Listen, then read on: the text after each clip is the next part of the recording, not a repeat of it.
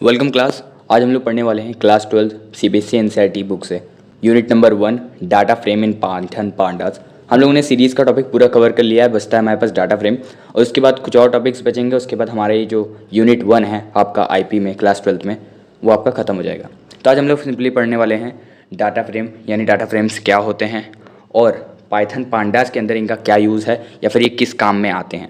Next video से हम लोग प्रैक्टिकल स्टार्ट करने वाले हैं। आज इसकी वीडियो में यानी आज की वीडियो में मैं आपको सारे के सारे बेसिक्स एंड थ्योरीज कवर करवाने वाला हूँ। जो भी चीज़ें आपको इस वीडियो में ज़रूरत पड़ने वाली या फिर प्रैक्टिकल्स में आपको ज़रूरत पड़ेंगी, क्योंकि कई बार होता है अगर मैं प्रैक्टिकल करवा दूँ तो आपको थ्योरी की नॉलेज नहीं रहती, तो प्रैक्टिकल में कई बार आपको डिफ़िकल्टी आती है।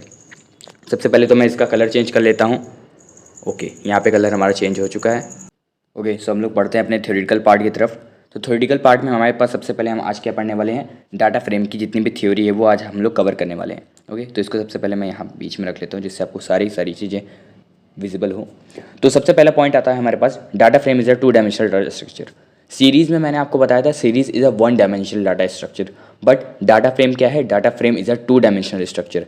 बिकॉज यहाँ पे जो आपकी वैल्यूज़ होती हैं, जो स्टोर होती हैं वैल्यूज़, आप जो इसमें इनपुट करते हैं वो जो वैल्यूज़ स्टोर होती हैं वो हमारी रोज़ एंड कॉलम्स यानी 2 डायमेंशनल के फॉर्म में स्टोर होती है। वहाँ पे क्या होता है, वहाँ पे सिर्फ 1D यानी 1 डायमेंशनल के वैल्यू में स्टोर होती है आपकी सारी की सारी वैल्यूज़, इसलिए सीरीज़ आपकी 1 डायमेंशनल है एंड डाटा फ्रेम आपका 2 डायमेंशनल है। डाटा फ्रेम में आपको प्रैक्टिकल में सबसे पहली बात जो भी याद करनी है, यानी आप जब PD डॉट उसके बाद डाटा फ्रेम वहाँ सीरीज़ लिखते थे, अब यहाँ पे PD डॉट डाटा फ्रेम लिखोगे। इतना आपको बेसिक भी बता दे रहा हूँ, नेक्स्ट वीडियो में पूरा आपको क्लियर करूँगा। तो यहाँ पे आपको करना क्या है, डाटा फ्रेम का D और डाटा फ्रेम का F, ये दोनों वर्ड्स यानी आपको जहाँ दिख रहा होगा D एंड F, इन दोनों वर्ड्स को आपको कैपिटल रखना है हमेशा। जैसे मैंने यहाँ पे लिख रखा है, एक मिनट ये सारी चीज़ें क्लियर करके मैं आपको एक बार दिखा ही दूँ।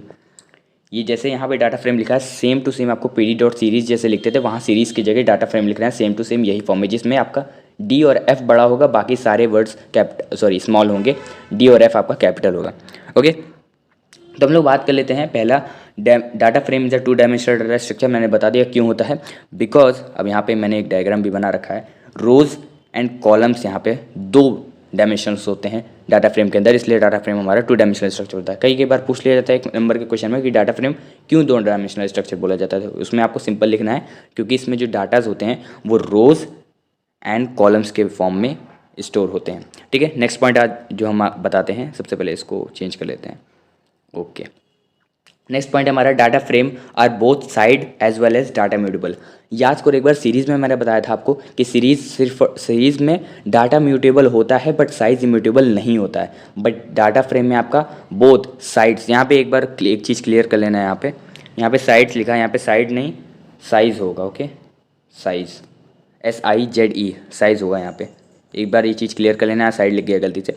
तो डाटा फ्रेम में आपका साइज़ एंड डाटा दोनों ही म्यूटेबल आते हैं। डाटा फ्रेम में आप उसका साइज़ भी चेंज कर सकते हो, उसमें से वैल्यूज़ घटा बढ़ा सकते हो, एंड डाटाज में से भी आप डाटा घटा बढ़ा सकते हो, यानी कम कर सकते हो, डिलीट कर सकते हो। उसमें सारी फेचिंग्स होंगी, स्लाइसिंग होगी, इंडेक्सिंग होगी, सारी चीज़ें डाटा फ्रेम में भी हैं। कुछ चीज़ें ज़्यादातर हद तक सेम है, बट कुछ बेसिक चीज़ें जो इसमें चेंज हुई हैं वो आपको देखनी पड़ेगी। बाकी आपको डाटा फ्रेम सीरीज़ आपने एक बार पढ़ लिया, नहीं पढ़ा है तो प्लेलिस्ट सेक्शन में चले जाना, और नोट्स आपको अगर चाहिए रहते हैं ये सब तो टेलीग्राम चैनल ज्वाइन करो, लिंक आप सभी को डिस्क्रिप्शन में मिल जाएगा। उसके बाद हमारा जो नेक्स्ट पॉइंट आता है वो आता है data frame. Data stores in a the form of rose and columns. ये मैंने आपको आंसर बताया, डाटा फ्रेम 2 डायमेंशनल क्यों बोला जाता है, बिकॉज जो डाटा है इसमें वो रोज एंड कॉलम्स के फॉर्म में यहाँ पे स्टोर होता है, इसलिए डाटा फ्रेम को हम लोग 2 डायमेंशनल स्ट्रक्चर बोलते हैं। इतनी थ्योरी आप सभी को होप क्लियर हो गई होगी, और यही थ्योरी है डाटा फ्रेम में। आपको 3 नंबर से ज़्यादा में नहीं पूछा जाएगा, और 3 नंबर में ये 3 पॉइंट लिख दोगे आपको पूरा 3 नंबर मिल जाएगा। ये 3 पॉइंट्स डाटा फ्रेम में काफ़ी हैं। मैंने आपको कुछ और पॉइंट्स बताए हैं। डाटा फ्रेम का D और F कैपिटल होगा। डाटा फ्रेम जो है हमारा 2 डायमेंशनल स्ट्रक्चर होता है।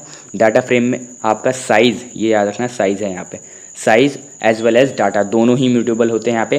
प्लस इसमें जो डाटा स्टोर होता है वो आपका किस फॉर्म में होता है, रोज़ एंड कॉलम्स के फॉर्म में, यानी रोज़ एंड कॉलम्स के फॉर्म में जितना भी आपका डाटा होता है वो स्टोर होता है। होप आप सभी को ये वीडियो पसंद आई होगी। पिछली वीडियोज़ नहीं देखी तो एक बार ज़रूर देख लें, क्योंकि पिछली वीडियोज़ आप लोग नहीं देखोगे तो आपको आगे की वीडियो समझ में नहीं आने वाली। मेरे चैनल पर जाके प्लेलिस्ट सेक्शन पर चले जाना, आपको आसानी से वहाँ पर सारी चीज़ें समझ में आ जाएंगे। मिलते हैं हम सभी को अपने नेक्स्ट वीडियो में। टेलीग्राम चैनल ज्वाइन कर लेना, इंस्टा पे अगर कुछ दिक्कत हो या डाउट हो तो इंस्टा पे भी आ सकते हो, अदरवाइज आप लोग कमेंट सेक्शन में बस एक कमेंट लीव कर दो, मैं आपको रिप्लाई ज़रूर करूँगा। मिलते हैं आप सभी को अपनी नेक्स्ट वीडियो में, तब तक के लिए take care everybody, bye bye, जय हिंद, जय भारत।